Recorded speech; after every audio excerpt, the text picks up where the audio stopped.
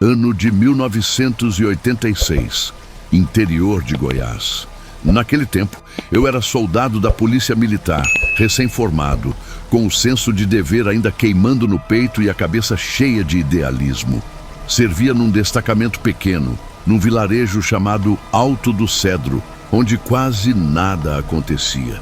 Ou pelo menos era o que todos acreditavam. Naquela manhã de terça-feira, o rádio chiou com uma interferência estranha antes da mensagem chegar. A voz da central soou seca e direta. Unidade 4, verificação de ausência prolongada, residência do Sargento Oliveira. A vizinhança relata porta aberta desde ontem. Olhei para o meu parceiro de viatura, o Henrique, e senti aquele arrepio estranho percorrer minha nuca. O Sargento Oliveira era um homem metódico, pontual e jamais deixaria de dar sinal de vida. Algo estava errado. Saímos por volta das 9 horas da manhã. O céu estava limpo, mas o clima dentro da viatura parecia abafado. Ao chegarmos na casa, o primeiro sinal de que algo não estava normal era o silêncio profundo, mesmo com o movimento da rua ao redor. Estacionamos. A casa estava ali, como uma velha fotografia esquecida, simples, térrea, com a porta da frente escancarada para o nada. Aquela porta dava direto para a sala e era visível desde a calçada. Henrique franziu a testa. Estranho isso, cara. Ele nunca deixaria a porta assim. Chamamos pelo sargento. Polícia Militar. Sargento Oliveira? Está em casa? Nenhuma resposta. Apenas o som suave de uma música instrumental ecoando lá dentro. Como se alguém tivesse colocado um disco para tocar. Henrique deu a volta pelo quintal lateral. Eu respirei fundo e entrei. A sala estava semi-escura, com as janelas fechadas. Tudo arrumado, como se a vida tivesse sido interrompida no meio de uma rotina banal. Chamei de novo. Nada. Fui ao quarto. Vazio. A cama feita, a farda pendurada no armário. Nenhum sinal de confusão. Na cozinha, os pratos limpos ainda escorriam. Na pia, e uma caneca com café frio deixava um anel escuro sobre a mesa. Tudo estava congelado no tempo, como se alguém tivesse desaparecido em pleno movimento. Parei diante da porta que levava ao quintal dos fundos. Foi então que senti, claramente, alguém me olhando. Meus olhos voltaram devagar para a entrada da sala. E ali estava aquilo. Metade do corpo encoberto pela parede, mas dava para ver a cabeça e os ombros. A pele era acinzentada, lisa, sem um único fio de cabelo. Os olhos eram buracos negros, imóveis, sem brilho, sem emoção, sem alma. A boca era uma linha fina, quase invisível, como se nunca tivesse sido feita para falar. Naquele instante, meu corpo travou. A pressão no peito aumentou. O ar ficou denso, pesado, irrespirável. Evitei encará-lo. Fitei o chão, mantendo a visão periférica sobre ele. Minha mão, quase em câmera lenta, tocou o coldre. Mas eu sabia. Nenhuma arma me protegeria daquilo. Voltei os olhos devagar. A criatura havia sumido. Saía em passos lentos, com o coração martelando feito sirene. Henrique veio do fundo da casa e perguntou casual. Lá atrás está tudo tranquilo. E aqui? Fitei ele por alguns segundos. Depois, menti.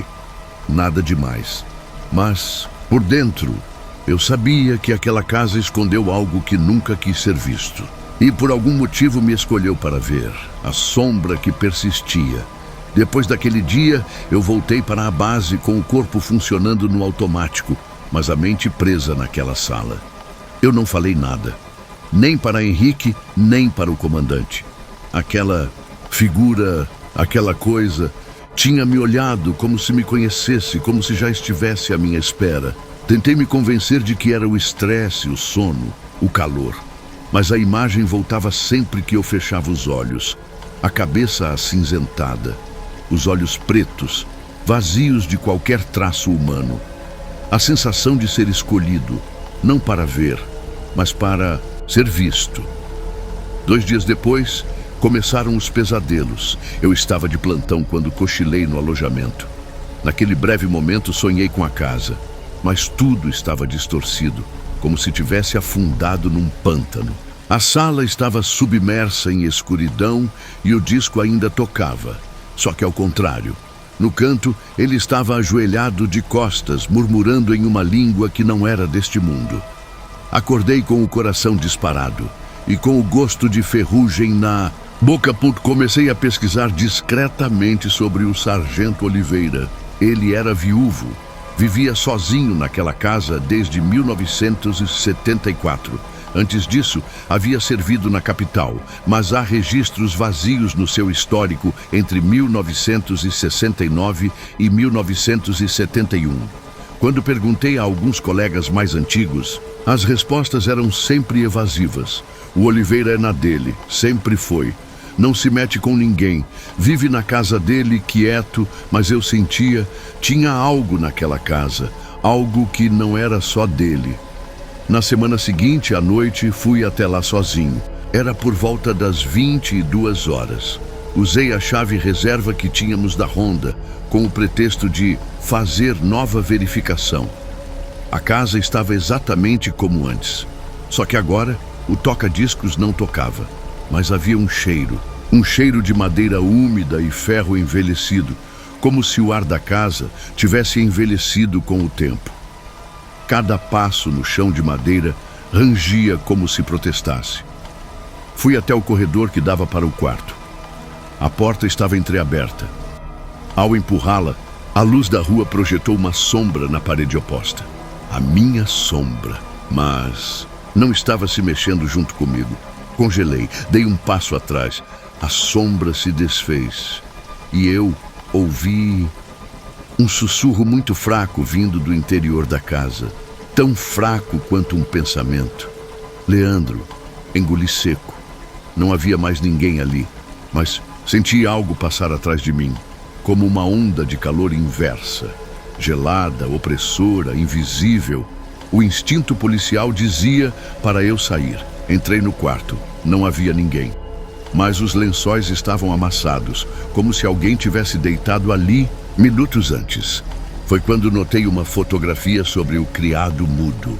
Era antiga, em preto e branco.